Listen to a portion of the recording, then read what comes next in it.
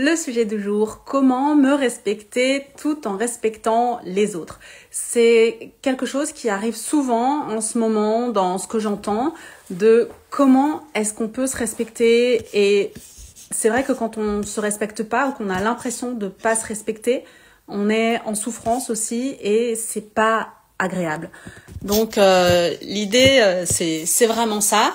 Hello à ceux qui arrivent, vous pouvez me faire un coucou quand vous arrivez. C'est comment on peut faire dans ce cas-là. Donc déjà, ce qui est important, c'est de se connecter à nos ressentis. Qu'est-ce qui est là pour moi? Et vraiment s'appliquer à pas rentrer dans la construction mentale, mais vraiment se connecter à nos émotions, à nos sensations, à ce qui est là. Plutôt que de partir dans des histoires, dans des discours, et puis de finalement se retrouver déconnecté de soi. Donc, il y a toujours ce qui est important de voir quelles sont mes émotions. Donc là, en ce moment, qu'est-ce que je suis en train de vivre? Est-ce que c'est de la peur, de la colère, de la tristesse, de la frustration, de l'impuissance, une incapacité à faire les choses? Donc, essayez d'être le plus précis dans ce qu'on ressent, pour ensuite pouvoir déterminer nos peurs. Qu'est-ce que ça me fait?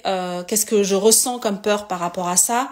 Est-ce que j'ai peur de me sentir à côté de la plaque, par exemple, ou de pas être appréciée, ou de passer pour quelqu'un d'autant, ou de pas sympa, ou enfin j'en sais rien, je dis ce qui me vient là, mais ça peut être autre chose. Ou passer pour quelqu'un d'égoïste, par exemple. Mais finalement, mes besoins à moi, en ce moment-là, qu'est-ce que c'est? Donc, est-ce que j'ai besoin d'être rassurée? Est-ce que j'ai besoin d'être en lien avec quelqu'un? Est-ce que j'ai besoin de parler? Est-ce que j'ai besoin juste de me mettre dans ma bulle? Coucou à ceux qui me font coucou. De me mettre dans ma bulle, d'être tout seul avec moi, de mettre ma musique et de me mettre plutôt en mode repos pour récupérer de l'énergie. Donc c'est hyper important de vraiment réussir, enfin s'entraîner déjà pour réussir ensuite à pouvoir nommer nos émotions, ce qui est là, ce qu'on ressent, nos peurs. Donc voilà, qu'est-ce que ces émotions engendrent comme peur, et puis nos besoins.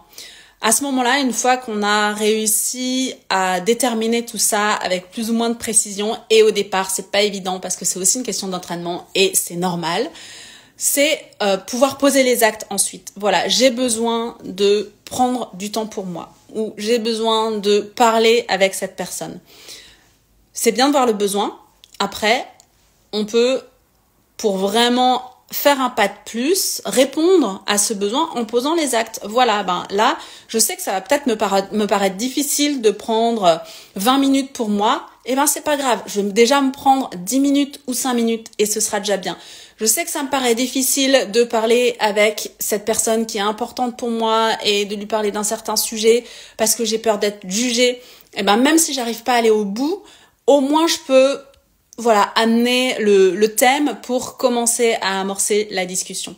Et puis surtout, ce qui est important, c'est de rester dans la bienveillance par rapport à soi, dans l'amour de soi, comme si on s'adressait à quelqu'un qu'on apprécie beaucoup, à son meilleur ami, à son enfant, à sa sœur, à son frère. Des fois, ça va pas marcher. Des fois, on va pas réussir à être là, on va avoir l'impression qu'on se respecte pas. C'est complètement normal, ça arrive à tout le monde, c'est pas grave, on a déjà essayé ou on a oublié, c'est pas grave non plus, et la prochaine fois, on va recommencer. Donc c'est vraiment, vraiment super important de réussir à se respecter soi, à être attentif à tout ce qu'on vit nous, pour pouvoir être pleinement là par rapport aux autres, pour être en lien avec soi et pour être en lien avec les autres aussi. Et ça nous permet de sortir de cette culpabilité qu'on a parfois, ou de ce besoin qu'on a de vouloir toujours être là pour les autres, respecter les autres. Et parfois, on a cette peur, mais si je me respecte moi, est-ce que je respecte vraiment les autres? Mais en fait, je vous propose de voir cette phrase dans l'autre sens. C'est en me respectant moi que je vais vraiment réussir à respecter les autres, parce que je vais pouvoir être pleinement là pour eux et être là en étant bien alignée, en étant bien dans ma posture, bien ancrée, plutôt que de vouloir faire le sauveur, la sauveuse ou parfois même le bourreau sans vraiment le réaliser. Voilà, j'espère que cette vidéo vous parle ou en tout cas que ça vous fait des rappels ou des compréhensions. Vous pouvez me dire en commentaire ce que ça évoque pour vous. Et puis, je vous encourage, hello, à vous entraîner, à mettre cette petite routine en place le plus souvent possible et puis de me dire ensuite comment vous le vivez. Voilà, je vous embrasse bien fort, je vous souhaite une bonne semaine et je vous dis à tout bientôt.